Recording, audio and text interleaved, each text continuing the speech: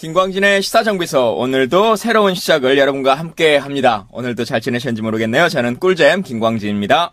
명품 보이스 장부경입니다. 특급 싸가지 정주식입니다. 아, 우리 작가님 점점 나를 이렇게 점점 세져요. 아유, 어디까지 갈지 모르겠어. 정확하게 알고 계시는 그러니까요. 거죠. 여러분의 하트를 주식으로 먹는다. 이건 별로 안 통했나 봐. 어?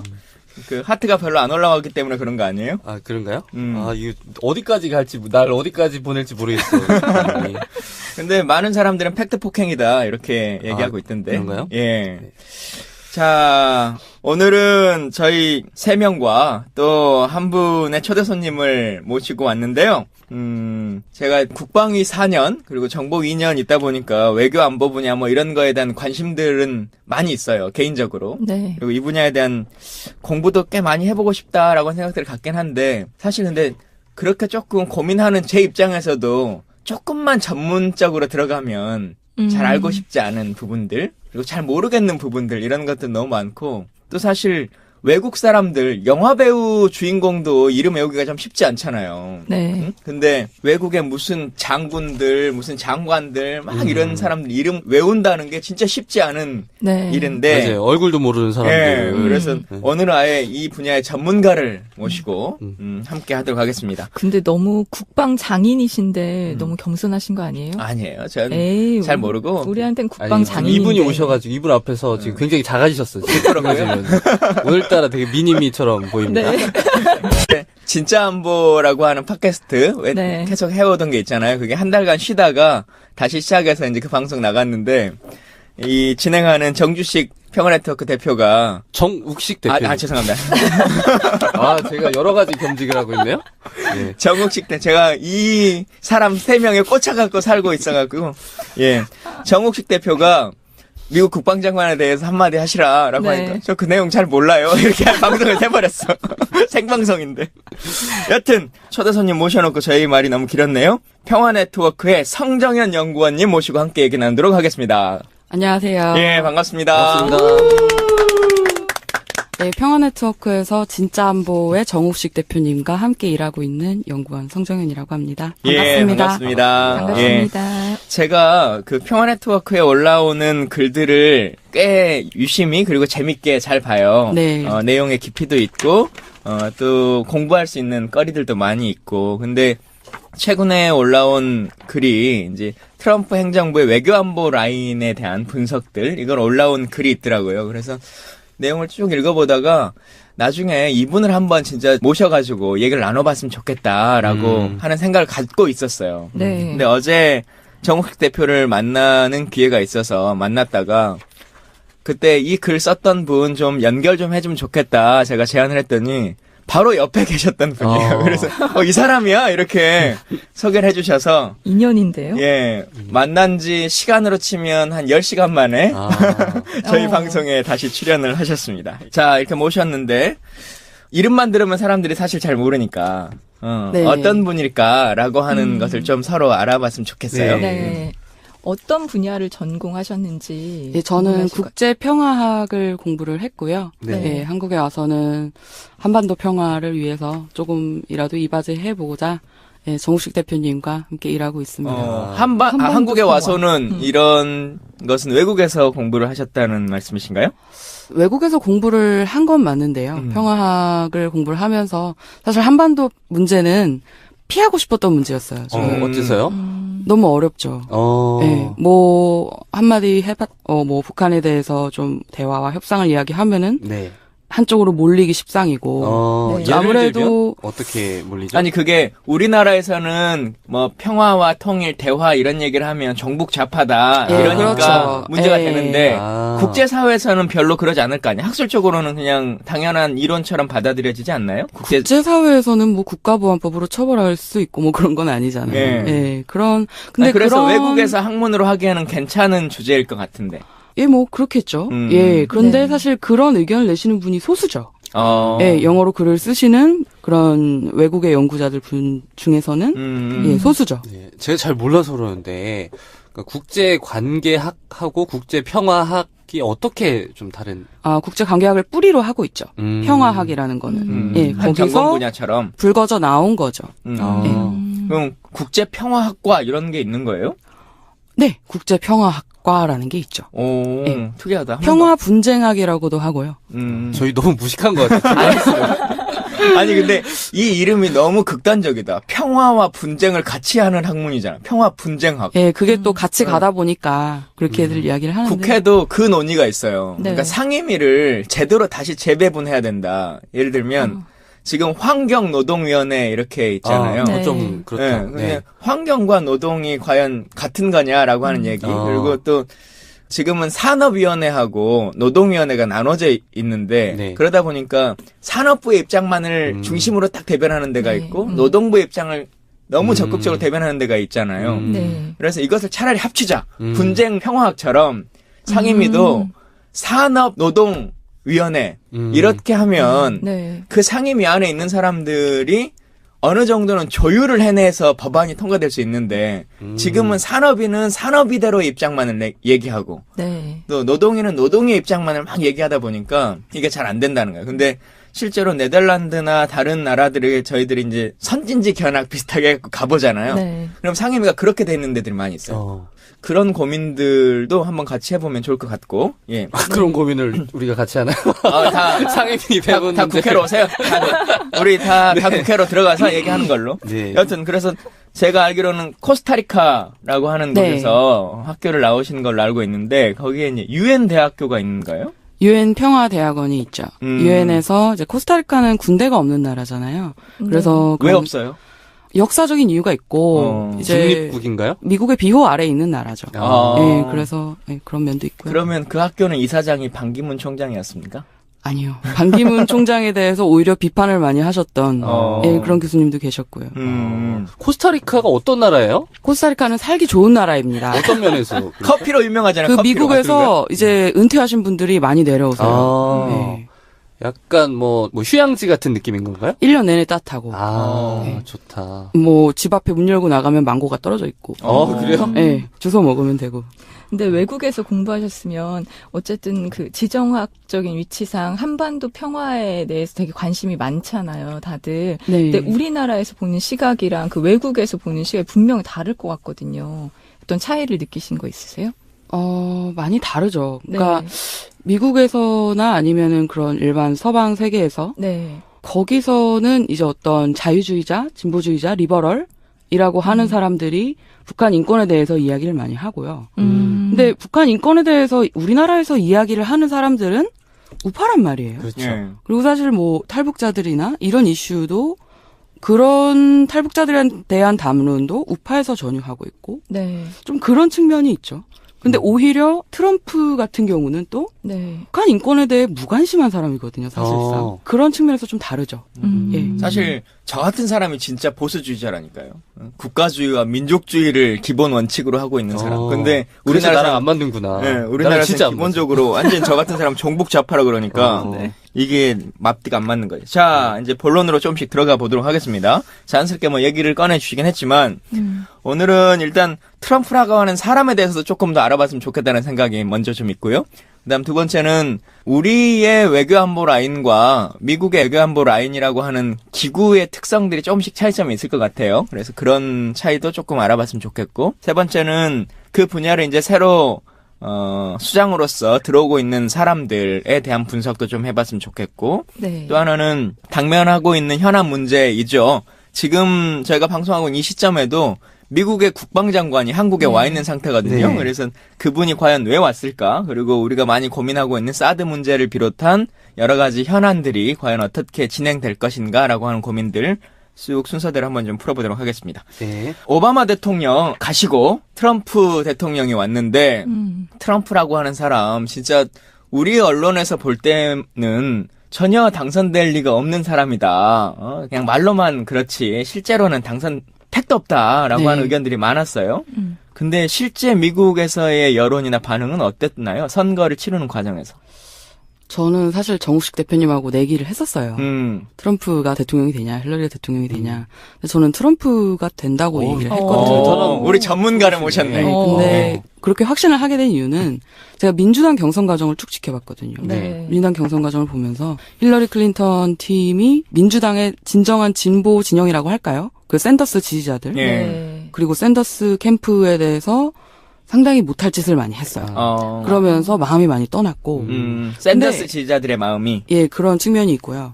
힐러리 클린턴에 대한 공화당원들의 어떤 거부감이 굉장히 강해요. 그리고 이게 수십 년 동안 쌓아 올려져 온 거고 그런 여러 가지 측면에서 힐러리에 대한 증오 그리고 이제 어느 나라든 진보 정당이 승리를 하려면 투표율이 높아야 되잖아요. 그렇죠. 네. 투표율이 낮아지면은 이제 보수 진영이 승리를 하고 근데 힐러리 클린턴이 과연 진보 진영자들을 집 밖으로 끌어낼 수 있는 후보인가? 추가적인 아니거든요. 요인이 되나. 예, 그래서 투표율이 낮아졌고요. 그래서 결국 이기게 된 거죠. 한국 사람들 입장에서 트럼프의 당선이 잘 된 건가요? 잘 안 된 건가요? 불확실성이라고 대답을 네. 해야 될 것 같네요. 잘 된 걸 수도 있고요. 잘못된 걸 수도 있는데 그 두 측면을 다 이야기해 주시면 좋을 것 같아요. 잘된 측면이라고 하면은 이제 트럼프가 사실 인권 문제를 의제화하는 게 북한 측면에서는 조금 이렇게 거부감을 더 키우게 하는 미국에 네. 대한 네. 예, 그런 요소가 됐었는데 이 틸러슨 국무장관으로 임명된 네. 그분 굉장히 실용주의적거든요. 그분은 트럼프만큼이나 기업가 출신이고요. 네. 그리고 실용주의적 현실주의예요. 그래서 이 사람들은 인권 문제를 오바마 행정부만큼 적극적으로 의제화하진 않을 것이다. 네. 이렇게 보이는 측면이 있고요. 그 전에 잠깐만요. 우리나라에는 국무장관이란 예. 직책이 없잖아요. 네. 미국에서는 굉장히 중요한 역할을 하는 사람 같은데 그렇죠. 구체적으로 어떤 역할을 하는 장관인 거죠? 국무장관은 우리나라와 단순 비교를 하자면 외교부 장관격인데요. 아, 외교부 네, 장관은 따로 없습니까? 국무장관이 그 역할을 하고 있죠. 근데 국무장관은 특정 행정부의 외교 정책의 얼굴이라고 할까요? 그 얼굴이 대표하는 사람이 이제 많이 돌아다니죠. 여행을 많이 하고 독자적으로 많이 이제 방문을 하면서 이제 그런 대통령의 입장을 전하고 그런 역할을 하는 거고요. 그리고 정책의 내용을 만들어가는 역할도 많이 하게 되고요. 예를 들어서 마이크 플린이라고 네. 또 트럼프의 최측근이죠. 그 사람은 국가안보보좌관이라는 역할이에요. 근데 네. 국가안보보좌관은 그야말로 대통령 옆에 딱 붙어서 이제 귀에 이제 이야기를 계속 전해주는 백악관에 상주하면서 그런 역할이고 국무장관은 거기서 이제 취합된 내용을 돌아다니면서 전하는 그런 역할을 하게 되는 거죠. 그러면 뭐 우리나라에도 그 장관들이 서열이 있고 장관직 중에도 요직이 있잖아요. 이 자리에 가면 예를 들면 뭐 보건복지부라든지 기재부 장관, 그렇죠. 뭐 거기 부총리 가면 이런 데들. 진짜 정부의 요직이다라고 할 만한 자리인 건가요? 국무장관이? 그렇죠. 예를 들어서 2008년에 힐러리 클린턴이 그렇죠. 오바마한테 패배하고 나서 뭔가 그래도 협상을 한 거죠. 네. 뭔가 좀 좋은 거 줘라. 다음에 너 8년 채우고 나서 사실상의 밀약을 한 거죠. 네. 내가 출마할 거고 민주당에서 다른 애들 출마 못하게 관리하고 나는 국무장관으로서 이력서에 네. 한 줄 좀 화려한 경력으로 화려한 경력이에요. 국무장관이라는 그 타이틀은. 화려할 뿐만 아니라 대외적으로도 막강한 권한을 행사할 수 있는. 그렇죠. 그렇죠. 예. 그래서 아까 질문하신 그 내용으로 돌아가서 네. 이야기를 하자면 조금 낙관할 수 있는 여지는 남아 있다라고 볼 수 있는 거는 트럼프가 직접 대화 의지를 피력을 했잖아요. 네. 선거 유세 기간 동안에 조금 그래도 자기는 유능한 협상가다. 나는 누구와도 테이블에 앉아서 이야기할 수 있다. 네. 이제 그런 것을 자랑하면서 나 김정은이랑 만날 거다. 그 사람이 핵을 포기할 수 있는 가능성이 10% 네. 20%라도 된다면 앉아서 이야기할 수 있다. 그 그런 첫 얘기를 번째 했었죠. 행보로 보이는 게 대통령 취임 후에 국방장관이 첫 순방지로 한국을 선택을 했잖아요. 네. 이게 어떤 의미를 갖는다고 보는지. 이거는 간단해요. 네. 안심을 시켜주겠다 이거죠. 네, 누구에게? 한마디로 요약하자면 한국에게요? 아니면 한국과 일본이 그러니까 트럼프가 유세 기간 동안에 네. 한국, 일본 니네들이 알아서 핵무장해라, 니네들이 알아서 방어해라. 우리는 그 돈 갖다가 우리의 인프라 구축하는 데 다시 쓸게. 이런 식으로 이야기를 했었잖아요. 네. 그런 측면이 있고, 그리고 미군의 방위 분담금이라든가 이제 그런 걸 협상해가지고 니네가 100% 다 내라라는 이야기까지 사실 했었고요. 네. 그런 것에 대한 동맹들의 불안감이 있다고 보는 거죠. 불안감을 가지고 있는 진영도 있고 우리나라에 꼭 그렇지는 않은 이걸 위기를 좀 기회로 전화위복으로 삼을 수 있지 않겠느냐라고 이제 보는 사람들도 있는데 근데 참 상식적이진 않은 것 같아요. 기본적으로 외교안보 라인의 채널들이 다 가동돼서 미국의 외교적 입장이라고 하는 것, 동북아에 대한 입장이라고 하는 것이 정해진 다음에 그리고 나서 실무적으로 어떤 국방장관이 군사적인 한 측면을 가지고 또 올 수는 있는데 지금 국방장관이 여기 올 때까지는 네. 뭐 국무장관이나 이런 사람은 인사청문회도 네네, 통과되지 않은 상태였잖아요. 네. 그래서 지금 중요한 점을 이제 짚어주셨는데요. 그 국방장관이 매티스가 한 말이 그거예요.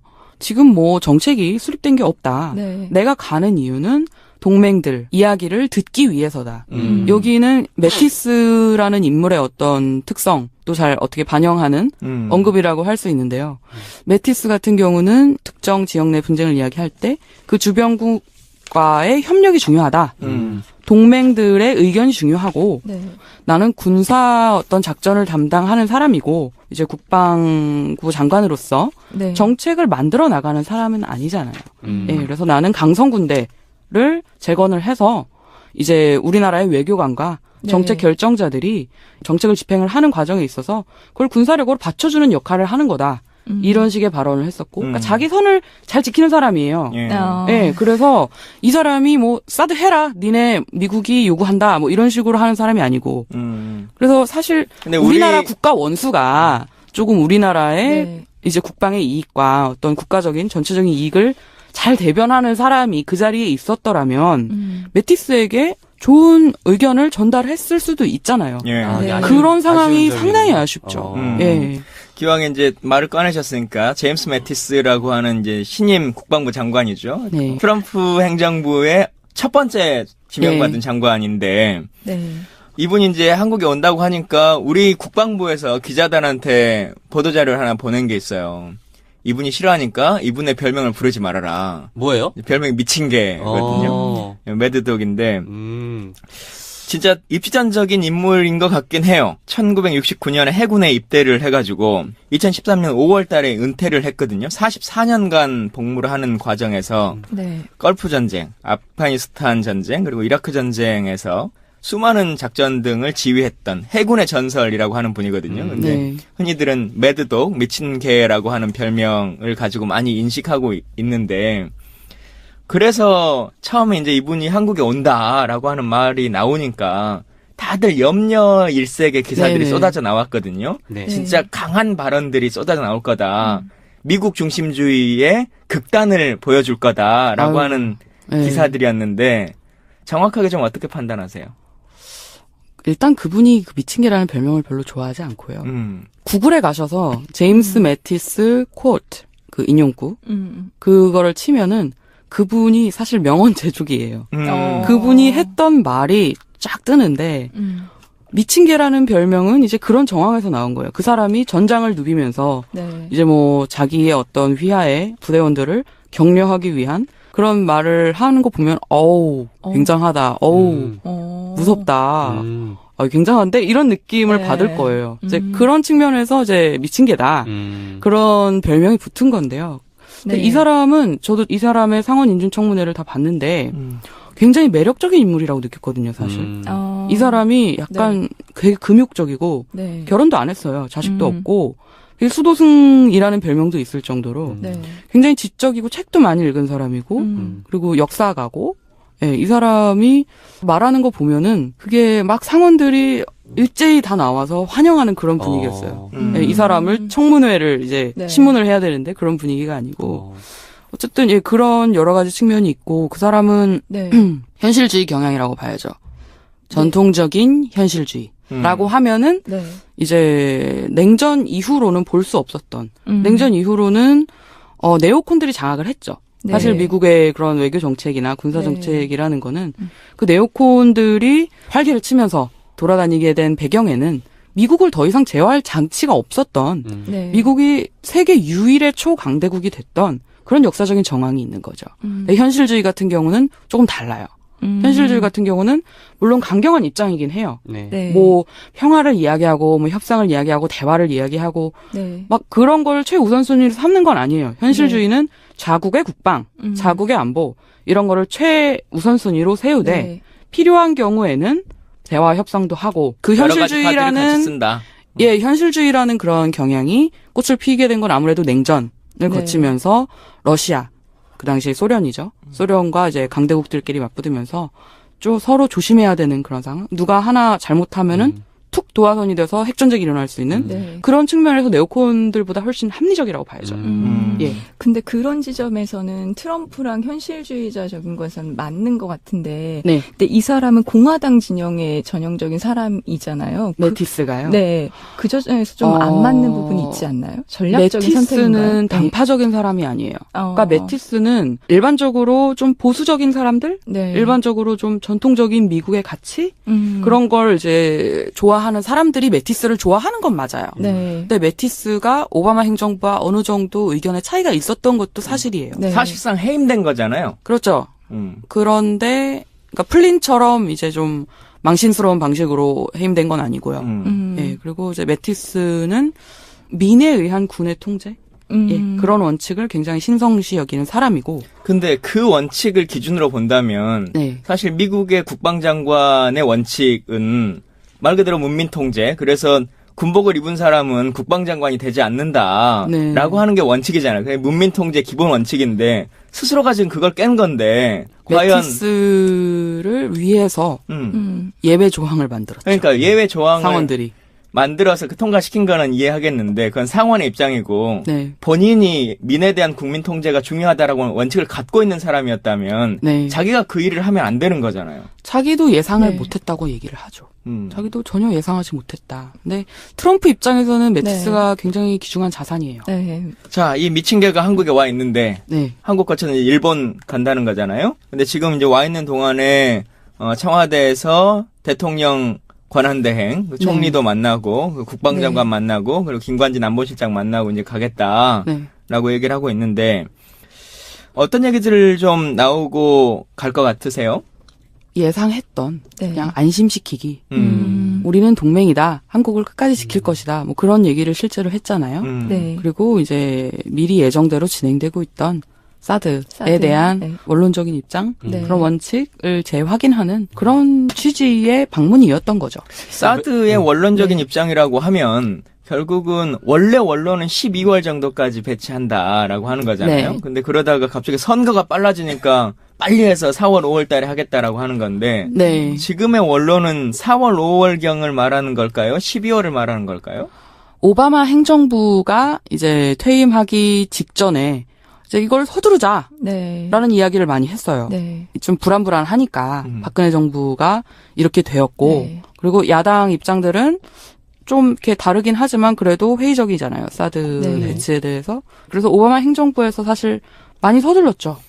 예. 그래서 구체적인 이야기는 사실 뭐 시점에 대한 이야기는 앞으로 또 지켜봐야 되지 않을까. 그런 목적으로는 볼 수 없는 거예요. 사드 배치를 이번 정권이 바뀌기 전에 어쨌든 확정해서 단도리 빨리 짓겠다. 추진해 가겠다. 그렇게 사드에 네. 대해서 강한 드라이브를 가지고 있는지 네. 메티스가 아, 그리고 그거에 트럼프가 대해서는 그거는 아직 의심스러운. 잘 네. 예, 모르겠어요. 이게 메티스 아까 개인의 성향으로 봤을 때 이러한 목적으로 왔을 것이다라고 예측을 하셨는데 이 미국의 국방장관이 아직 그 정부도 제대로 추스리지 못한 상태에서 방문한 게 이거는 뭐 트럼프의 의지라고 봐야 되는 거 아닌가요? 그렇게 풀이 될 수도 있겠는데요. 네. 이제 국방장관으로서 트럼프가 하지 못하고 있는 그런 공백을 채워라. 이제 그런 요구도 있었다고 그렇게 볼 수도 있거든요. 그렇다면 뭐 트럼프의 의지 때문에 어떤 목적을 그거는 가지고 지켜봐야죠. 아, 그건 아직 예. 알 수 없다. 자, 네. 국제관계를 전공하신 분의 입장에 봐서는 그런 평가들이 있는데 근데 어쨌든 아직도 한국 언론에서는 이 사람에 대한 평가나 아니면 왔을 때의 영향이나 한미 간의 관계나 이런 것들은 사드에 대한 강력한 배치 또 뭐 네. 혹은 한미 관계에 대한 어떤 강한 입장에 대한 전달 그게 네. 평화적인 한미 관계 전달을 말하는 것이 아니라 그동안 트럼프가 얘기해 왔었던 주한 방위비 분담금의 인상이라든가 아니면 핵무장론이라든가 전략무기에 대한 배치라든가 혹은 네. 사드의 조기 배치라든가 이제 이런 것들에 대한 압박 아니냐라고 네. 하는 걸로 다 인식하는 거잖아요. 우리 언론들이. 네네. 그런 의도들은 어디에 숨어 있다고 보세요? 혹은 또 전문가가 보기에 잘못된 기사들이 계속 흘러나오는 이유는 어떤 것에 있다고 보여주세요? 자기 충족적인 예언을 하고 있는 거죠. 자기가 원하고 있는 어떤 현실 그런 것을 또 미국의 입장에 또 반영을 하는 건데요. 꼭 그렇다고 볼 수는 없는 게 상원 인준청문회에서도 사드에 관한 이야기가 나왔느냐 하면 아니거든요. 사드라는 단어조차도 안 나왔어요. 미사일 방어 체제에 관한 이야기는 전반적인 이야기는 나왔는데요. 좀 거칠게 얘기하자면 뭐 피해 의식이 있다 뭐 이렇게 얘기할 수도 있는 거고. 언론의 부풀리기 보도가 좀 있고요. 예, 그러니까 좀 사드를 어떻게 좀 해가지고 안보 국면으로 조금 돌파를 해보자. 이게 정치적 측면들이 너무 많이 담겨져 있는 상황인 거예요. 사드라고 하는 게 앞서 말씀드린 것처럼 원래 사드의 주 배치는 올해 12월도 딱 있는 게 아니고 정해져 있었던 게 아니고 그냥 장기적으로 하겠다라고 하는 선언에 더 가까웠던 것이고 실제 미국의 예산서에 봐서도 별로 그 사드 예산이 많이 충족돼 있는 상황이 아니잖아요. 네. 지금 담겨져 있는 예산이라고 하는 것은 자기들 사드의 유지관리비 정도의 수준에 거의 머물러 있는 것인데 왜 한국 언론들은 계속 이렇게 사드에 대한 것에 대한 목을 맬까라고 하는 걸 또 한번 생각해보면 이런 것이 좀 있는 것 같아요. 일단 첫 번째는 12월을 한다고 했다가 탄핵 국면이 되니까 4월, 5월에 땡긴다. 네. 라고 하는 것 자체가 국방부가 이 문제를 특히나 네. 사드라고 하는 이 무기체계에 대해서 안보적 측면이나 군사적 측면을 크게 중요하게 생각하지 않는다는 거예요. 네. 그건 정치적 아이템으로 생각하는 거죠. 네. 예를 들면 탄핵이 갑자기 기각됐다. 네. 그러면 다시 12월로 연장시킬 겁니까? 전혀 그래야 되는 상황이 아님에도 불구하고 정치적 계속 이용하려고 하는 거죠. 네. 이 정치적 이용이라는 건 뭐냐? 지난 4.11 총선 때, 4년 전 총선 때의 그림을 한번 생각해 보시면 그때는 제주 해군기지라고 하는 아이템을 가지고 정치적으로 네. 활용했죠. 네. 그래서 해군기지 현장에 분쟁이 일어나게끔 만듭니다. 그러면 그 자리에 직접 가는 후보가 있고 가서도 몸으로 막는 후보가 있고 멀리서 성명 하나를 발표하는 네. 후보가 있고 아니면 주민들만 만나고 오는 사람이 있고 아니면 그걸 비난하는 후보가 있고 이제 이런 그림을 만들어내는 거거든요. 네. 사실 사드도 마찬가지가 되겠죠. 이제 4월, 5월쯤에 선거 시기에 맞춰서 네. 군사적 이유와 국방적 이유를 국방부가 스스로가 포기하고 정치적 아젠다로 이것을 끌어올려가지고 그게 이제 언론들이 계속 붐업을 시키고 있는 거잖아요.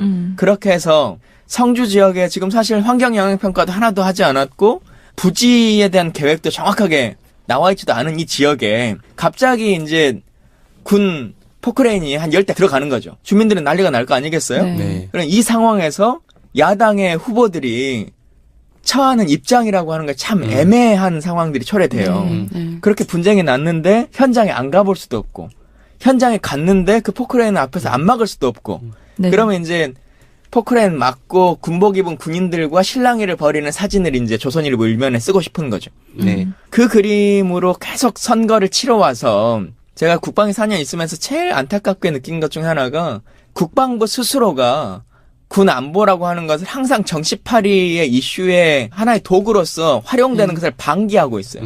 네. 예. 이유는 뭐예요?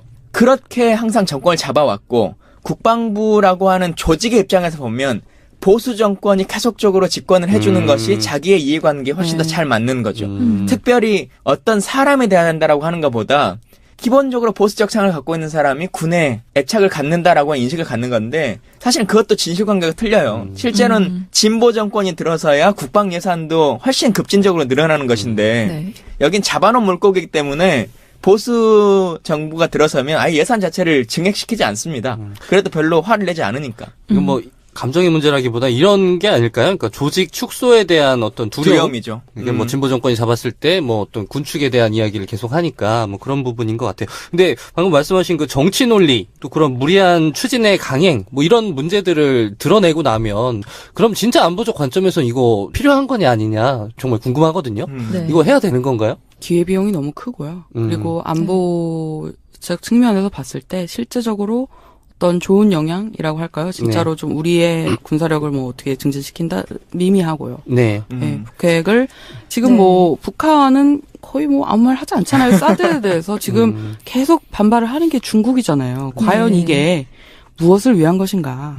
라고 생각을 해보면 미국이 정말 북핵에 대한 실효성을 갖춘 그것을 방해할 수 있는 예. 그런 무기체제를 갖다 놓기 위해서 하는 것인지 네. 네. 아니면 2011년부터 계속 진행되어 왔던 아시아로의 귀환, 이른바 아시아로의 귀환, 그러니까 중국에 대한 군사적인 봉쇄라는 네. 커다란 흐름에서 지금 호주, 뭐 일본 이미 MD 능력을 갖추고 있고요. 네. 네. 예, 아시아 전역 미사일 방어 체제의 일부로서 이제 급기야는 한국까지 오는 것이냐. 예, 그렇게 자, 예, 판단해야죠. 일단 그 네. 국방장관에 대한 얘기들은 조금 더 나눠봤는데 아까 중요한 장관이라고 말했던 그래서 대통령 후보로 나왔던 사람이 차지했던 힐러리의 이제 그 빈자리라고 네. 하는 것을 렉스 틸러슨이라고 하는 분이 국무장관이 되신 거잖아요. 네. 이분도 이제 인사청문회 통과돼서 네. 취임하신 건데 이분은 좀 어떤 분인가요?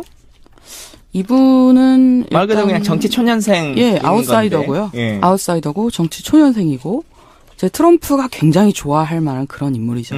딱 봐도 근데 기업가의, 그렇게 중요한 네. 자리인데 네. 이 정치 소년생에게 맡길 만한 미국이라고 하는 네. 그 큰 나라의 국무장관의 격에 맞나요? 어떻게 보세요? 트럼프가 좋아해서 그냥 그 자리에 데려온 거죠. 그러니까 국무장관이라는 자리가 굉장히 중요해요. 네. 그러니까 미국의 외교정책, 특정 행정부의 외교정책을 대변하는 굉장히 중요한 인물이기 때문에 이 국무장관직 임명을 둘러싸고 그 내용이 굉장히 심했단 말이에요. 공화당 내부에서. 누구로 할 거냐, 국무장관. 처음에 이제 얘기한 거는 트럼프는 자기가 좋아하는 사람 앉히려고 한 거예요, 처음부터. 네. 루디 줄리아니, 자기 오랜 친구죠. 네. 그런 사람 앉히려고 했다가 뉴욕 시장. 뉴욕 시장이었죠. 네. 예, 트럼프랑 기질도 비슷하고요. 음. 예, 루디 줄리아니 앉혔다가 그 사람은 안 된다 그래가지고 또 미트 럼니라고 네. 예, 예전에 대선 후보였죠. 근데 예. 그 사람은 트럼프가 굉장히 싫어하는 스타일이에요. 이게 물에 물 탄 듯 술에 술 탄 듯 하는 스타일 되게 싫어해요, 트럼프가. 네. 그리고 자기에 대해서 심하게 막 비난도 많이 했었고, 네. 예, 선거 유세 기간 동안에. 그래서 이 사람도 안 된다, 뭐, 밥 코커 상원 의원, 굉장히 이제 대북 강경, 입장을 가지고 있는, 어제도 이제 그런 상원위원회에서 그 사람이 강경 발언을 한 게 이제 뉴스로 올랐었는데, 이제 뭐, 이 사람 저 사람 안 되다가, 렉스 틸러슨으로 하면서 사실 트럼프가 승리를 했다고 봐야죠. 네. 예, 자기가 원하는 사람, 친러 노선의 실용주의적인 현실주의, 그리고 기업가 출신 아웃사이더. 엑스모바일이라고 하는 회사. 예, 엑선모빌이라고 하는. 그래서 미국의 진짜 진보 진영 있잖아요. 네. 힐러리 클린턴이 대변하는 어떤 친기업적인 중도 진보가 아니라 네. 네. 진짜 진보 진영에서 나오는 이야기는 차라리 잘 됐다. 차라리 잘 됐다. 우리나라 외교 정책이라는 게 석유 기업 이익 대변하는 건데 아, 석유 많이 팔아라 이런 건가요? 어차피 틸러슨이 돌아다니면서 네. 무슨 정책을 실현을 하면은 그거에 대한 반대하기가 더 쉬워질 거다. 예. 그러니까 석유 기업에 돈을 받는 정치인을 국무장관에 지명을 하는 게 아니라 그래 차라리 우리 진실이 이렇게 드러난 거다. 네. 예, 엑손모빌 CEO 이렇게 국무장관에 앉혀놓지 않았느냐. 이런 자조적인 이야기도 나오죠. 아, 그러니까 이런 거네요. 박근혜가 대통령이 되면서 한국 보수의 실체가 낱낱이 드러났으니 네. 비하한 게 있다. 약간 이런 예. 맥락인 반대하기 건가요? 더 쉬워질 거다. 우리 진보 다 뭉치자. 이런 이야기죠. 근데 그건 자기들끼리 얘기고 결국은 바람만 날개짓만 살짝 해도 한반도가 꿀렁꿀렁 하는데 네. 네. 우리의 남북 관계에 대해서는 이분이 이제 중동이나 네. 뭐 러시아나 이런 쪽하고는 관계들이 꽤 괜찮은 것 같아요. 네. 그렇게 해서 장사를 해왔던 분이니까. 네. 근데 한반도나 동아시아 이런 쪽하고는 별로 큰 연이 없으신 것 같은데. 그렇죠. 사실 그분이 얼마나 알고 계실지도 사실 조금 의문이 들고요. 그러니까 그런 걸로만 치면 우리도 언론을 통해서 바라보는 외국의 모습들이라고 하는 게 아주 한정적이잖아요. 네. 특히나 미국 그리고 미국의 보수적 인식을 갖고 있는 사람들이 평생 봐왔던 인식으로 치면 북한은 말 그대로 악의 축의 네. 한 측면일 것 같은데 네. 그런 정보밖에 없는 분이 국무장관을 맡게 된다라고 네. 하면 우리의 남북관계나 동북아의 입장들은 좀 어떻게 변화될까요? 틸러슨이 북한에 대해서 이데올로기에 근거한 어떤 이념에 근거한 반감을 가지고 있을 것 같지는 않아요. 그렇게. 이게 미국의 국익이 된다면 네. 누구와도 앉아서 협상하고 중국이라는 어떤 변수가 크게 작동할 거예요. 틸러슨이나 네. 트럼프 같은 인물에게 있어서는 우리의 궁극적인 목적인 대중국 압박 정책의 어떤 종속 변수로서 대북 정책의 의미를 갖는데 네. 거기에 우리의 이익을 도모하는데 궁극적으로 도움이 되는 방식으로 대북 정책이 한국 정부에서 그렇게 추진을 한다면 협력을 할 것이고 중국에게 힘을 실어주는 방식으로 차기 정부가 그렇게 한다고 하면은 거기에 대해서는 제동을 걸 가능성도 있죠. 그래서 네. 제가 그 글에서도 언급을 잠깐 하긴 했지만 네. 트럼프가 좋아하는 푸틴, 예, 크렘린을 우리가 지렛대로 좀 이렇게 한미 관계의 지평도 넓히고 러시아도 네. 육자 회담에도 참여를 했었잖아요. 그리고 네. 러시아도 지금 사드에 대해서 이야기를 할 수 있어요, 러시아도. 네. 중국이 막 초기에는 좀 했었죠. 초기에. 예, 근데 중국 러시아가 이제 네. 반사드 연합을 사실상 맺었는데 네. 뭐 군사 합동 작전도 하고 뭐 하잖아요. 근데 중국이 지금 막 반대 목소리를 막 내고 있고 러시아는 네. 사실 조용하거든요. 네. 예, 그래서 어떻게 보면은 러시아하고 우리가 좀 협력을 증대할 수 있는 그런 여지도 있을 거란 말이에요. 좀 창의적으로 네. 좀 외교 지형을 다변화할 생각을 해보자. 근데 러시아가 그렇게 사드 반대 목소리를 내다가 지금은 줄어든 이유가 뭘까요? 러시아는 일단 유럽에서 신경 쓸 게 많고 그러니까 중동에서 우리만 신경 쓸게 모든 많고. 혈안이 사드에 있는 거지 네. 다른 나라들은 크게 관심 있는 게 아닌 거예요. 러시아는 지금 시리아, 우크라이나 그리고 뭐 많아요. 지금 네. 신경 쓸 게 내전들도 유럽하고 많고. 또 네. 여기저기 챙겨야 되고 그래서 예. 이것보다는 그럼 지금 트럼프 정부와 더 많은 협력 관계를 맺어서 다른 문제들을 더 해결하고 싶은 게 더 크다고 볼 수도 있겠네요. 그럼. 뭐 러시아가요? 네, 러시아가. 그렇게 최대한 네. 이용을 하려고 하겠죠. 네. 이 우리는 남북 관계, 그러니까 북한을 바라보는 것에서 가장 큰 국익은 가장 길게는 평화 통일이라고 하는 것이고 짧게 네. 보면 북핵 문제 해결 그리고 네. 혹은 더 짧게 보면 경제적인 어떤 이익 뭐 이렇게가 우리의 국익이라고 볼 수 있을 텐데 네. 미국의 입장에서는 그러니까 중국의 관계성을 제외하고 북한과 미국 간의 관계에서 미국의 국익은 어떤 것을 말하는 걸까요? 실제로 북한의 핵 위협을 네. 큰 군사적 위협으로 느끼나요? 미국 사람들도? 미국 정부도? 이제 뭐 정치권에서는 그렇게 많이 얘기를 하는데 농담이나 많이 하죠. 농담이나 많이 하고 이제 아무래도 좀 연예계에서도 또 많이 농담하고 이제 그런 식인데요. 이란과 북한이 약간 이제 비슷한 시각을 가지고 있다고 할까요? 네. 미국인들 입장에서는 이란하고 미국은 교역량이 거의 전무하죠. 네. 예, 네. 오랫동안 경제 제재를 해왔고 북한도 마찬가지예요. 그러니까 뭐 교역량이 없으니까 네. 경제적인 의미에서 뭐 그렇게 우리 국익에 피해를 미칠 수 있는 것도 아니죠. 이익도 되지 않지만 네. 피해도 되지 않는단 말이에요. 그래서 트럼프가 북한에 대해서 그래도 전향적인 입장을 낸 거는 트럼프의 생각은 그거예요. 중국이 우리 돈을 가져가고 있어. 멕시코가 우리 돈을 가져가고 있어. 무역에서 적자를 보고 있잖아요. 네. 네. 거기에 대해서는 반감이 굉장하단 말이에요. 근데 네. 북한에 대해서는 우리한테 금전적으로 피해 준 건 없는데 우리가 앞으로 관계를 맺어가면서 네. 우리에게 유리한 교역의 룰을 만들어 간다. 네. 라고 하면 북한과 뭐 건설적인 뭐 방식으로 될 수 있지 않을까? 러시아에 대해서도 마찬가지야. 미국의 오랜 적성국인데 네. 트럼프는 거기에 대해서 반감이 없잖아요. 이데올로기적인 반감이 없고 네. 러시아하고 교역량도 그다지 많지 않거든요. 그러니까 뭐 우리한테 금전적으로 피해 주는 거 없는데 뭐 그렇게 러시아한테 뭐라 그래? 네. 뭐 시리아에서 IS랑 푸틴이 싸우겠다는데 거기에 왜 누가 반대하는지 모르겠어요. 그런 얘기도 하거든요. 네. 예, 그래서 북한과의 북미 관계라고 하면은 경제적인 관계는 거의 없다. 네. 이제부터 이제 만들어 나가면 되는 거고. 근데 다만 안보 위협에 있어서는 조금 이란처럼 네. 자주적인 목소리를 내잖아요. 이란도 그렇고 북한도 그렇고. 네. 이번에도 뭐 무슬림 입국 금지 조치 예. 하니까 이란도 니네도 들어오지 마. 미국도 들어오지 마. 우리 네. 탄도미사일 발사하고.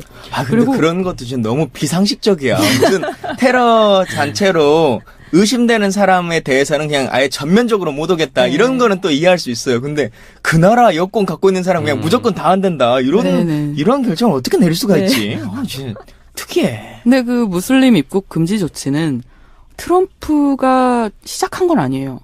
우리나라 언론은 이제 미국 유력 주류 언론을 그대로 받아 적는 시기이기 네. 때문에 그게 사실을 다 못 전하고 있고 그런 측면이 있어요. 근데 예루살렘 포스트에 뭐 프란츠만이라는 그 기자가 있는데요.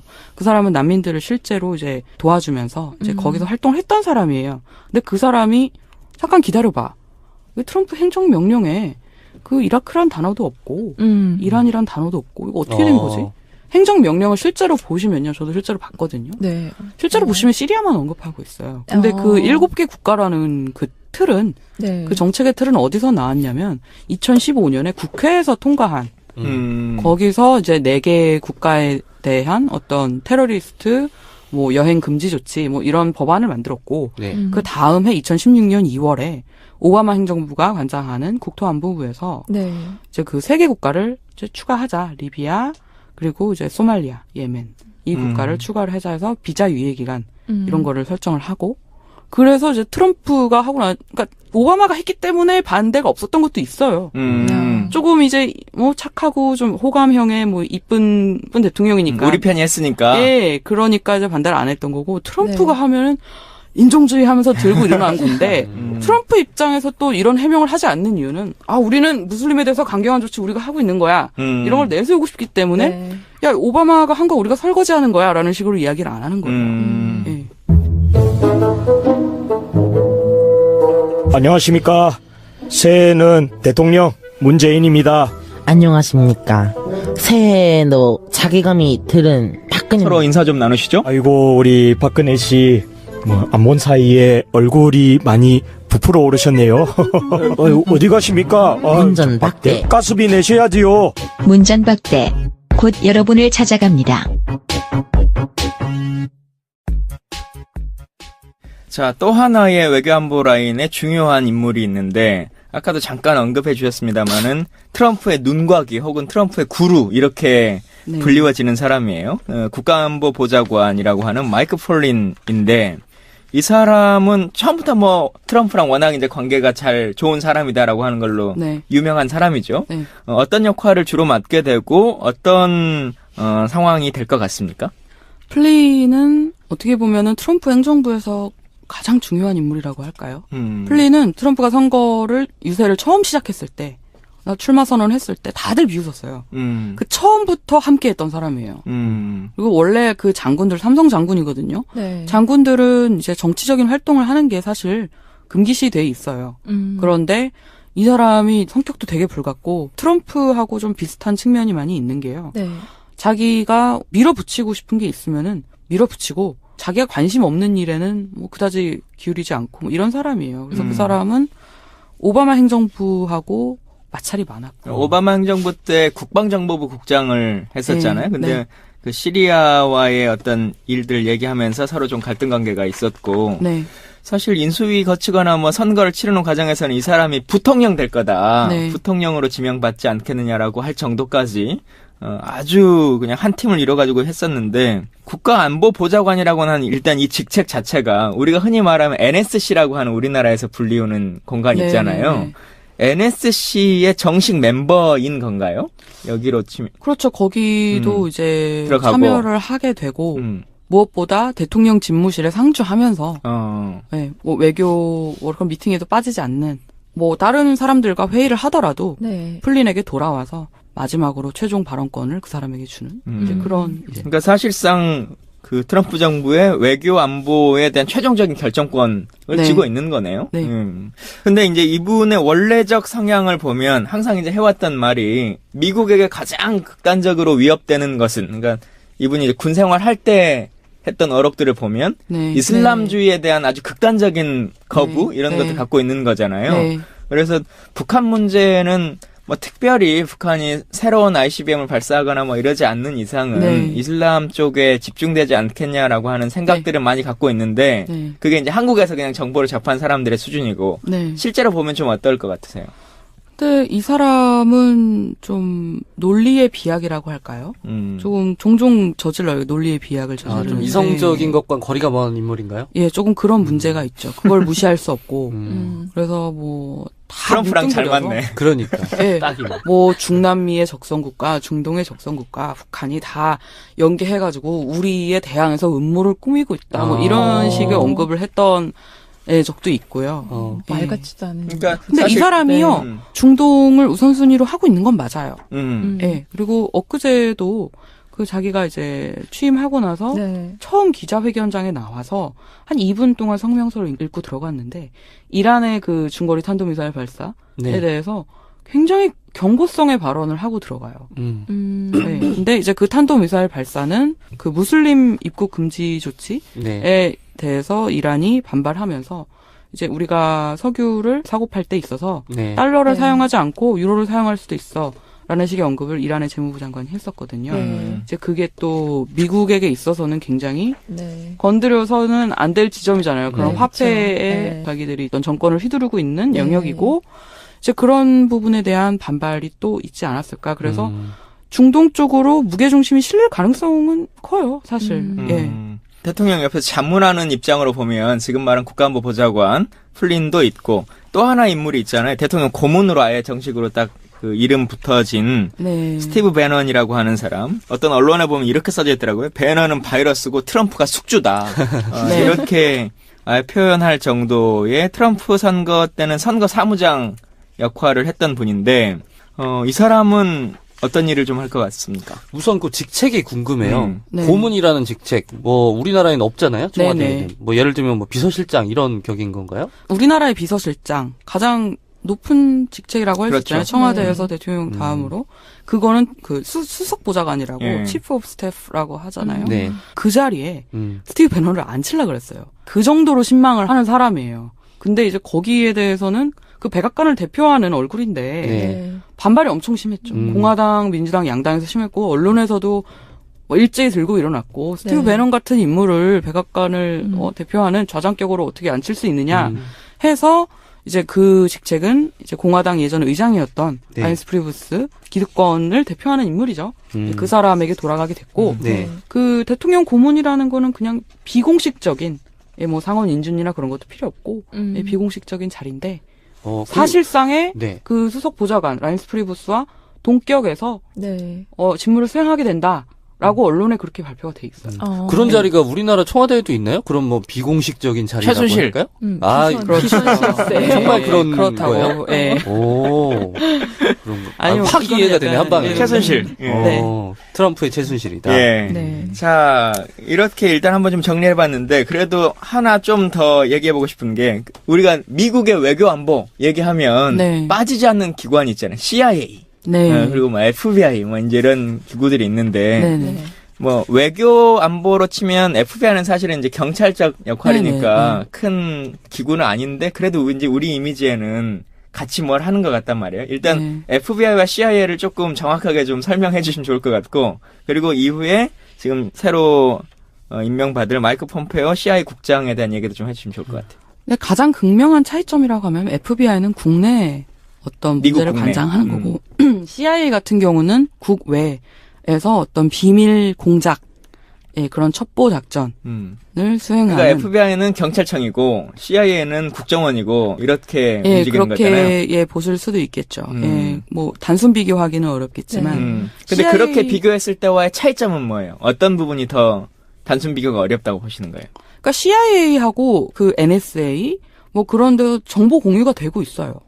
정보 공유가 되고 있고 이게 좀 많이 중첩되는 부분이 많아요. 오바마가 좀 약간 CIA 기능을 굉장히 많이 확대한 대통령이거든요.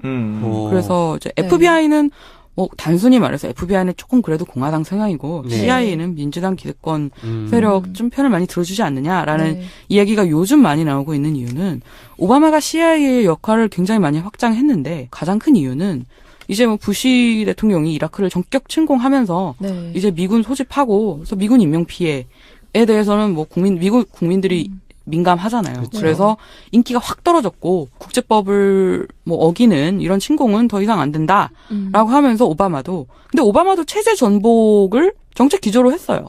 네. 시리아에서도 그렇고 예멘에서도 뭐 하던 방식으로 해왔고 근데 시리아에서 전격적으로 침공은 안 될 거란 말이에요. 내 인기가 떨어지면 안 되잖아요. 그래서 이제 미군을 소집을 하는 게 아니라 국방부나 어떤 국회의 동의, 의회의 동의를 필요로 하지 않는 CIA의 어떤 비밀 첩보 작전들, 그런 역할을 많이 확대를 했죠. 중동 정책을 하는 데 있어서 드론 정책. 그런 것도 CIA가 원래 관장하던 거였거든요. 나중에는 이제 국방부까지 확대가 되지만. 그래서 CIA가 어떤 자기 조직이 굉장히 커지고, 목소리도 커지고, 이제 입지도 이제 커지고 그랬단 말이에요. 그러면서 오바마가 포섭을 한 게 있고요. 오바마가 재선을 이제 노리고 있을 때 지지율이 굉장히 낮았어요. 재선은 안 되지 않겠느냐. 이런 이야기도 많았어요. 근데 오사마 빈라덴을 이제 뭐 사살, 뭐 하면서 이제 거기를 또 CIA가 함께 하면서 오바마의 재선을 도와주는 격이 됐단 오사마 말이에요. 빈라덴도 오바마 때 사살됐나요? 예, 그렇죠. 왠지 그때의 어떤 이야기들은 다 부시 때 막 맞아요. 있을 것 같은 느낌이에요. 오바마는 왠지 상관없을 것 같아. 오바마는 평화와 사랑만 막 했을 것 같은 그러니까요. 그런 이미지가 느낌이야. 이제 좀 그렇게 많이 돼 있는데 사실 오바마도 중동 7개 국가에서 폭격하면서 IS 뭐 IS는 이제 부시와 오바마의 합작품이라고 봐야죠. 그래서 뭐 CIA는 트럼프하고 전격적인 마찰을 빚게 된 거는 근데 뭐 CIA 전 국장들이 공식적으로 힐러리를 네. 지지하고 나왔고 대통령은 깜도 안 된다 트럼프는 그런 이야기를 했고 선거 네. 기간 동안에 오바마가 임명한 그런 이제 수장들이 자리를 이제 차지하고 있는 정보기관에서 러시아가 해킹했다 뭐 이런 식으로 트럼프의 대통령 적법성에 네. 대한 의문을 제기하는 이제 그런 걸 하면서 트럼프는 얘들이 사실상의 쿠데타 시도를 하고 있는 거 아닌가 네. 이제 그런 식으로 인식했을 가능성이 컸단 말이에요. 국정원의 댓글 개입이라고 생각하는구만. 예, 그런 식으로 얘네들이 나를 어떻게 끌어내리려고 네. 하는구나 해가지고 지금 합동참모본부장도 뭐 사실상 해임했죠. 네. 네. 그 대신에 스티브 배넌을 안 친다 그러고 그리고 국가정보국장 뭐 제임스 클래퍼 이런 사람도 네. 이제 그 보고서를 출판했잖아요. 미국이 뭐 러시아가 대선에 개입했을 가능성이 뭐 있으며 그런 보고서를 출판을 관장했던 사람이고 이제 네. 그런 사람도 몰아내고 네. 스티브 배넌을 안 치고 이제 이런 식의 어떤 전면전이랄까요? 네. 정보기관과의 이런 시기에 마이크 폼페오라는 사람은 그런 혁혁한 긴 그런 경력을 가진 사람이 아니에요. 네. 하원이에요. 그리고 상원이 아니라 하원 정보 그 위원회에 있던 사람이고 네. 그 상원 인준 청문회에서도 그 내내 보면서 느낀 게 이 사람이 좀 약간 아부쟁이가 아닌가. 개인적으로 받은 느낌은 좀 그랬어요. 어쨌든 하원에서 이제 상원, 그러니까 CIA의 모든 활동은 미국은 이 청문회 한번 다 보셨다고 하니까 청문회 한번 하는데 몇 시간 정도 걸립니까? 사람마다 다른데요. 음. 그 렉스 틸러슨 같은 경우는 한 3시간 정도 음. 했던 것 같고 그 사람이 굉장히 수세에 많이 몰렸었죠. 누구요? 네. 워낙 틸러슨이요. 어. 아웃사이더고 이제 뭐 친러니 어쩌니 뭐 이제 그런 의혹이 많이 있었잖아요. 폼페오 같은 경우는 그 CIA의 모든 활동을 국회 상원의 정보특별위원회가 관장을 한단 말이에요. 예. CIA를 감시하는 거의 유일한 그 사람들이 그 사람들이에요. 네. 그래서 그 사람들 앞에서 이제 폼페오가 이제 인준 청문회를 하는데 이제 선타기를 열심히 하려는 것 같더라고요. 이제 트럼프 대통령한테도 트럼프도 어느 정도는 신뢰하는 것 같아요, 폼페오를. 네. 근데 이 사람은 어쨌든 펜스가 불러온 포섭한 사람이다. 그러니까 펜스하고 같은 티파티 계열, 네. 극렬 보수주의 계열이고요. 네. 예. 근데 이제 트럼프한테도 잘 보여야 되는 반면에 트럼프와 여러 가지 측면에서 이제 이데올로기를 달리하는 그런 상원들 간의 어떤 트럼프가 악교 역할을 해야겠죠. CIA랑 네. 사이가 아주 안 좋은 걸로 막 비쳤는데 결국은 네. 당선되고 첫 번째 방문지는 CIA로 선택을 하대요. 그게 물갈이를 할 가능성도 있어요. 어. 인사들 물갈이를 할 가능성도 대대적인 물갈이를 할 가능성도 있고 네. 국무부 같은 경우는 벌써 그런 조짐이 많이 보이고 있죠. 네. 국무부에 이제 고위 보직을 하고 네. 있는 사람들이 해임 당하기 전에 나갔어요. 인수인계도 안 하고. 다이내믹하게 돌아가고 그러네요. 있죠. 지금. 네. 예. 예상을 하고 먼저 떠났군요. 자, 이렇게 네. 저희가 쭉 미국의 외교안보 라인들에 대해서 한 번씩 좀 읊어봤는데 사실 말로는 안다고 생각해도 이름도 처음 듣고 직책도 처음 듣는 네. 그래서 진짜 이 사람들은 무슨 일을 할까라고 뭐 아태 무슨 차관보 막 이런 것도 많이 나오잖아요. 네. 근데 네. 차관보면 도대체 어떤 직위로 어떤 역할을 하는 건지도 사실 잘 모르면서 계속 신문을 우리가 본단 말이에요. 네. 그러니까 이런 깊이 있는 이야기들도 한 번씩 시사정부에서 더 얘기를 나눠봤으면 좋겠다는 네. 생각이 들고 저 네, 궁금한 근데 거 있어요. 마무리하기 전에 예. 네. 네. 저도 대선 국면이잖아요. 네. 주요 대선 주자들이 사드 배치 관련해서 철회나 아니면 다음 정부로 결정을 미뤄야 한다. 뭐 이렇게 의견을 네. 계속 내고 있잖아요. 네. 이거에 대한 생각은 어떠신지. 조금 답답하죠. 예, 이제 새누리당이나 그쪽 진영에서는 네. 당연히 뭐 사드 어서 오십시오 하는 예, 그런 일관적인 반응을 보였었잖아요. 근데 네. 야권 주자들은 지금 야권의 어떤 대통령 선거 승리가 네. 이제 확실시되고 있는 이런 시기에 통일된 어떤 전선을 형성하지 못하고 어디 쪽으로 통일이 돼야 된다고 생각하세요? 사드는 일단 그거를 유보를 하고 네. 좀 우리가 박근혜 정부에서 졸속으로 이렇게 네. 재검토하자. 예, 졸속으로 추진한 거는 맞죠? 맞잖아요. 네. 예, 뭐 성주 국민들한테 뭐 네. 의사를 물은 것도 없었고 네. 계속 사드 안 한다 하다가 갑자기 어느 날 발표하고 네. 졸속으로 추진한 그런 이제 측면이 있잖아요. 그래서 유보를 하거나 철회를 하는 방식으로 정치적 이 입장들을 아예 배제하고 네. 외교적인 문제 혹은 국제관계적인 관점에서 학자적으로 생각해 본다면 네. 실제로 사드 배치가 거의 사실상 이제 합의가 이루어진 이 상태에서 네. 철회가 가능할 것이냐 라고 하는 얘기들이 많이 있잖아요. 네네. 그것은 진짜 말 그대로 정치적인 이유를 빼고 네네. 한번 평가해 보시죠. 철례가 있어요. 음. 철회는 가능하고요. 음. 철회가 유럽 미사일 방어 체제 같은 경우도 네. 보면은 오바마 행정부가 부시의 미사일 방어 체제 정책을 전격적으로 뒤집은 게 전폭적으로 수정을 했죠. 그리고 이제 체코와 폴란드에 이제 설치가 되려고 했던 네. 뭐 이른바 유럽 미사일 요격 기지라는 EIS라는 이제 그런 시설도 네. 이제 대폭 이제 변경을 했는데 거기도 주민들의 여론이 그 체코 국민들, 폴란드 국민들의 여론이 점점 안 좋아졌단 말이에요. 네. 예, 점점 안 좋아졌고 그런 이제 미사일 방어 체제에 대한 그래서 체코의 어떤 대통령 같은 경우는 오바마와 만나면서 원래는 이제 엑스밴드 레이더 추적 시스템을 체코에 네. 설치를 하기로 했었는데 거기에 대한 이제 수정이 있었단 말이에요. 그런 식으로 할 거면은 우리나라 이거 설치하지 마라. 라는 식으로 이야기가 했단 말이에요. 뭐 근데 그런 말 했다고 해서 미국과 체코의 어떤 동맹 관계가 근본적으로 흔들렸다고 이야기하는 사람들 없잖아요.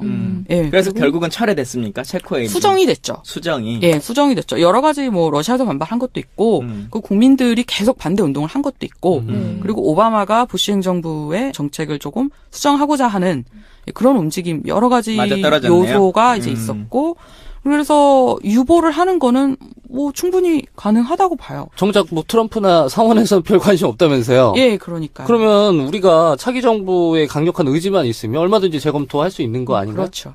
예. 아까 그 CIA 확대, 그 오바마 시절에 CIA를 확대해서 또 뭐 시리아, 예멘이나 뭐 중동 국가들의 어떤 공작에 관여했다 이렇게 말씀하셨는데 이게 네. 일종의 개입주의잖아요. 네. 그러니까 그 이전에 뭐 부시도 그랬고, 그러니까 미국의 그 일관된 그 국제관계 기조가 네. 개입주의, 팽창주의라고 알고 있는데, 네. 근데 트럼프 이번에 행정부 1기에서 지금 주창하고 있는 게 지속적으로. 네.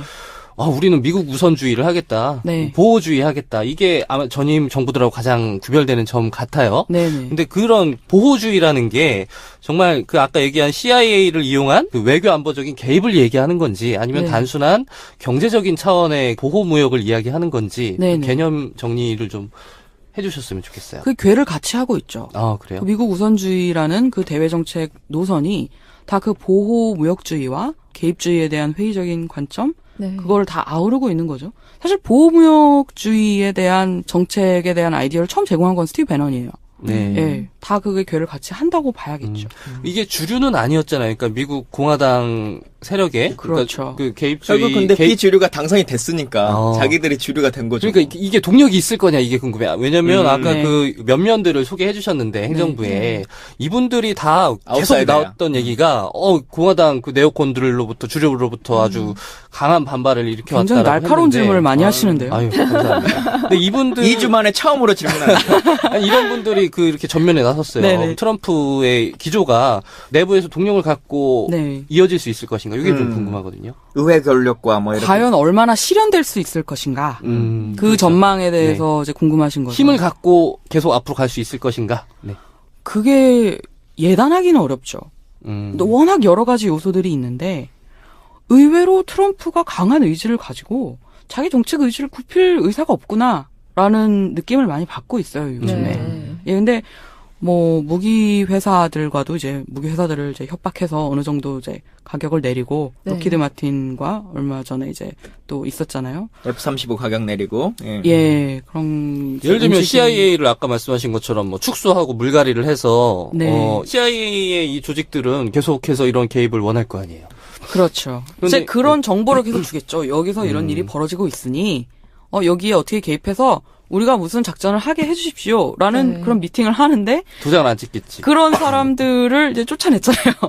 일부 쫓아냈고 이제 어떻게 될지 지켜봐야 돼요, 사실. 네. 근데 또 이 사람도 그 정부 운영이라는 게 그럴 거예요. 자기가 외부에서 견제를 하는 입장에서는 쟤들의 힘이 세지니까 잘못됐다라고 하지만 막상 또 내가 그 자리에 딱 올라서면 그 일도 중요한 일처럼 느껴지는 것이 하나 있을 수 있고 또 하나는 이 밑에서 일하던 분들도 이 사람 새로 바뀐 사람의 성향에 맞춰서 또 일들을 하게 되잖아요. 그러면 그 조직들이 네. 자연스럽게 전환되는 역할들이 생겨야 그 조직을 보존하고 유지하기 때문에 근데 그 개입에 대한 가능성?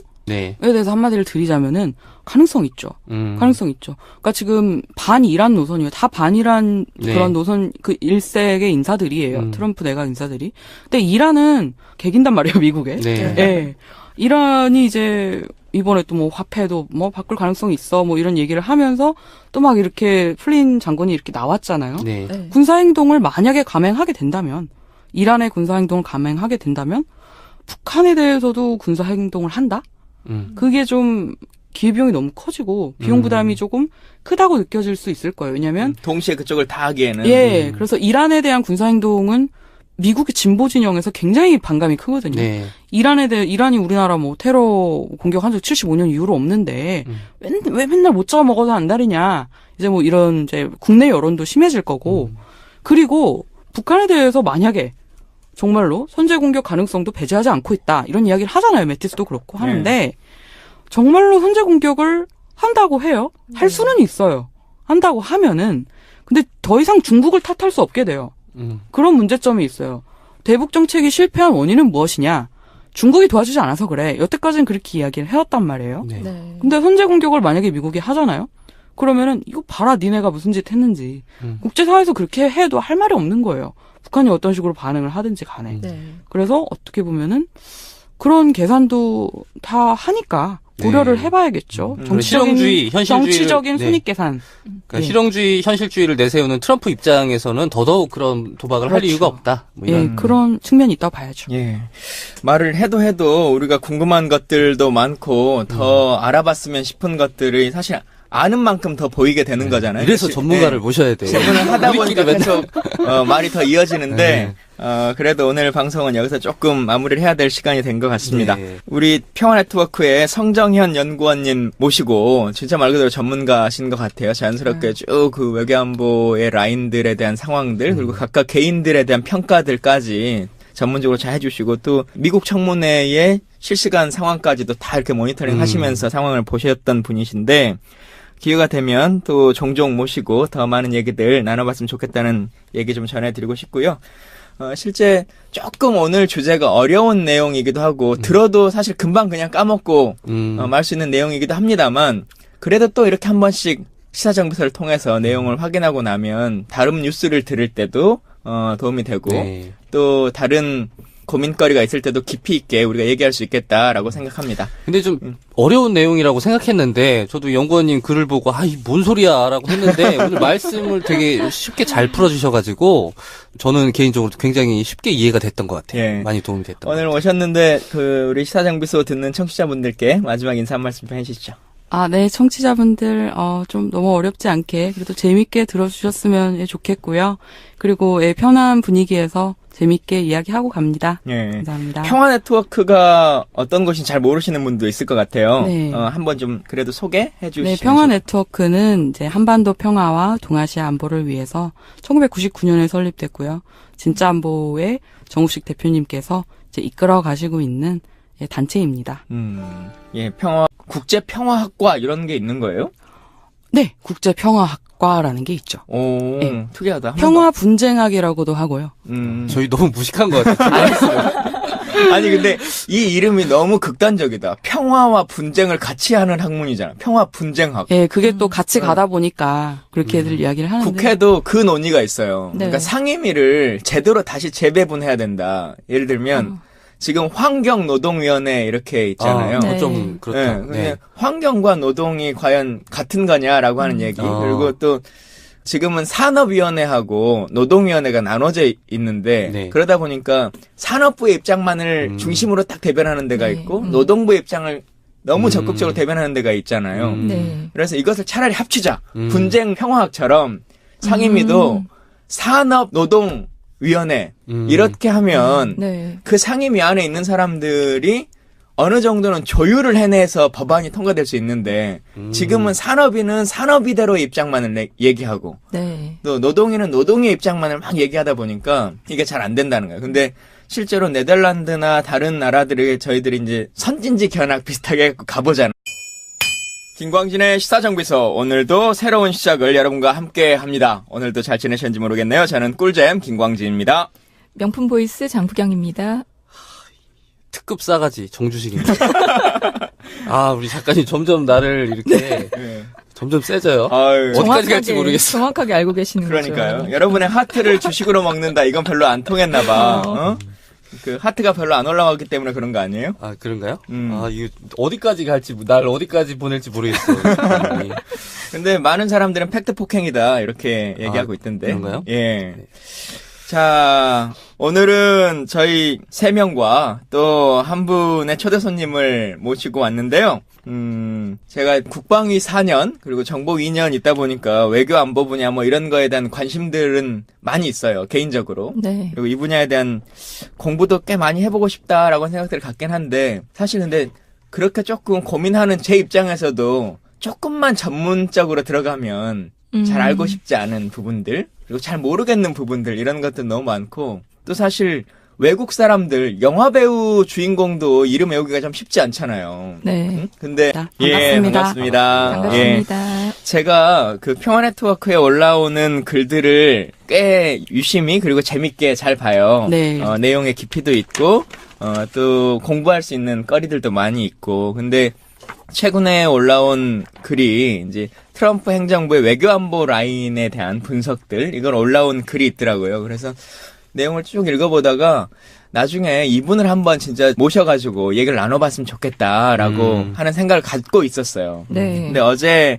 정우식 대표를 만나는 기회가 있어서 만났다가 그때 이 글 썼던 분 좀 연결 좀 해주면 좋겠다 제가 제안을 했더니 바로 옆에 계셨던 분이에요. 그래서 이 사람이야 이렇게 소개를 해주셔서 인연인데요. 예 만난 지 시간으로 치면 한 10시간 만에 아, 저희 방송에 다시 출연을 하셨습니다. 자 이렇게 모셨는데 이름만 들으면 사람들이 사실 잘 모르니까 네. 어떤 분일까라고 하는 것을 좀 서로 알아봤으면 좋겠어요. 네. 네.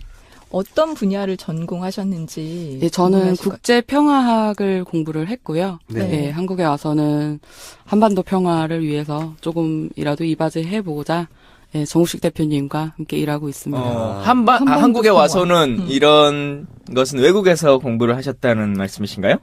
외국에서 공부를 한 건 맞는데요. 평화학을 공부를 하면서 사실 한반도 문제는 피하고 싶었던 문제였어요. 저는. 어째서요? 너무 어렵죠. 네, 뭐 한마디 뭐 북한에 대해서 좀 대화와 협상을 이야기하면은 네. 한쪽으로 몰리기 십상이고 네. 예를 아무래도 들면 어떻게 물리죠? 아니 그게 우리나라에서는 뭐 평화와 통일, 대화 이런 얘기를 하면 정북 좌파다 예, 이러니까 그렇죠. 문제가 예. 되는데 아. 국제사회에서는 별로 그러지 않을 거 아니야. 학술적으로는 그냥 당연한 이론처럼 받아들여지지 않나요? 국제사회에서는 뭐 국가보안법으로 처벌할 수 있고 뭐 그런 건 아니잖아요. 예. 예, 근데 아니, 그래서 그런 외국에서 학문으로 하기에는 괜찮은 주제일 것 같은데. 예, 뭐 그렇겠죠. 예, 그런데 네. 사실 그런 의견을 내시는 분이 소수죠. 어. 예, 영어로 글을 쓰시는 그런 외국의 연구자들 분 중에서는 예, 소수죠. 네, 제가 잘 몰라서 그러는데 그러니까 국제 관계학하고 국제 평화학이 어떻게 좀 다른? 국제 관계학을 뿌리로 하고 있죠. 평화학이라는 거는 예, 한 전공 거기서 분야처럼. 불거져 나온 거죠. 그럼 외국의 무슨 장군들, 무슨 장관들 막 이런 사람들 이름 외운다는 게 진짜 쉽지 않은 네. 일인데. 맞아요. 얼굴도 모르는 예, 사람들. 그래서 오늘은 아예 이 분야의 전문가를 모시고 함께 하도록 하겠습니다. 근데 너무 국방 장인이신데 너무 겸손하신 거 아니에요? 아니에요, 전 에이, 잘 모르고. 우리한텐 국방 아니, 장인인데. 이분이 오셔가지고 이분 앞에서 지금 굉장히 작아지셨어요. 그런가요? 오늘따라 되게 미니미처럼 보입니다. 네. 네, 진짜 안보라고 하는 팟캐스트 왜 네. 계속 해오던 게 있잖아요. 그게 한 달간 쉬다가 다시 시작해서 이제 그 방송 나갔는데 이 진행하는 정주식 평화네트워크 대표가 정욱식 대표. 죄송합니다. 제가 여러 가지 겸직을 하고 있네요. 네. 정욱식 대 제가 이 사람 3명에 꽂혀갖고 살고 있어갖고 예 정욱식 대표가 미국 국방장관에 대해서 한마디 하시라라고 네. 하니까 저 그 내용 잘 몰라요 이렇게 방송을 해버렸어. 생방송인데 여튼 초대 손님 모셔놓고 저희 말이 너무 길었네요. 평화네트워크의 성정현 연구원님 모시고 함께 얘기 나누도록 하겠습니다. 안녕하세요. 예 반갑습니다. 반갑습니다. 네, 평화네트워크에서 진짜 안보의 정욱식 대표님과 함께 일하고 있는 연구원 성정현이라고 합니다.